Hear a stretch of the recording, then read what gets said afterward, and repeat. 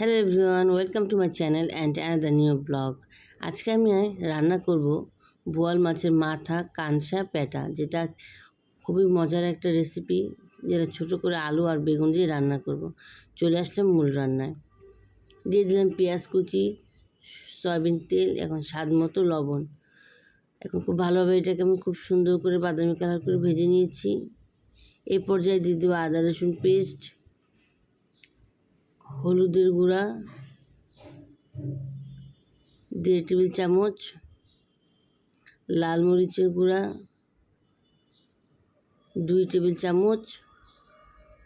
এখন খুব সুন্দর করে নেড়ে চেড়ে 1 কাপ পরিমাণ পানি দিয়ে আমি মশলাটাকে খুব ভালোভাবে কষিয়ে নিচ্ছি। কষানোর জন্য এখন ঢাকনা দিয়ে ঢেকে দেব।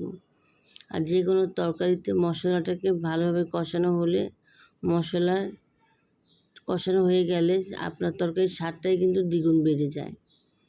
এখন আমি আলু আর বোয়াল মাছের মাথা কানসাগুলো সব দিয়ে দিলাম, যেটা আমি আলু আর সঙ্গে সুন্দর করে ভালোভাবে মশলাটাকে মিক্সড করে নিচ্ছি কষানোর জন্য।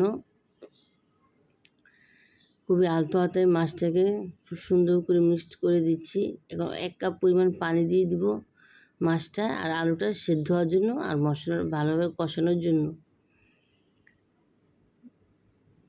দেখুন আমার মাছটা কিন্তু অলমোস্ট বেশ ভালোভাবে কষানো হয়ে গেছে। এরপর এর ভিতরে আমি 2-3 বার তরকারিটাকে নাড়াচাড়া করে দিয়েছি।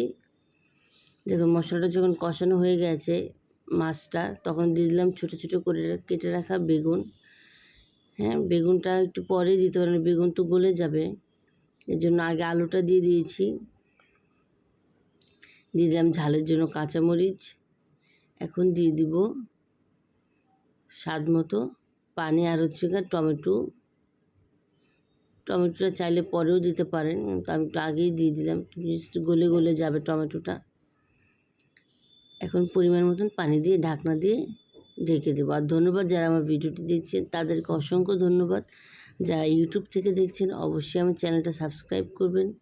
যারা আমার ফেসবুক পেজ থেকে দেখছেন তো অবশ্যই আমার পেজটা ফলো দিয়ে দিবেন এবং গ্রুপে শেয়ার করে দিবেন। পানিটা যখন শুকিয়ে আসছে সে পর্যায়ে দিয়ে দিলাম শাক বাটা। তো আপনারা যদি চান তো এই রেসিপিটা আপনাদের সঙ্গে শেয়ার করতে পারি যে মশলাটা আমি কীভাবে তৈরি করি। তো শাক বাটা দিয়ে দিলাম। এখন এটাকে আমি খুবই অল্প আঁচে আমি বসিয়ে রাখবো।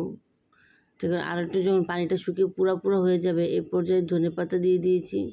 দেখুন দেখতে যতটা লোভনীয় হয়েছিল, খেতে তো মাশাআল্লাহ অনেক মজা হয়েছিল। যারা এখন এই রেসিপিটা ট্রাই করেননি অবশ্যই আমার রেসিপিটা ফলো করে ট্রাই করবেন। ধন্যবাদ সবাইকে।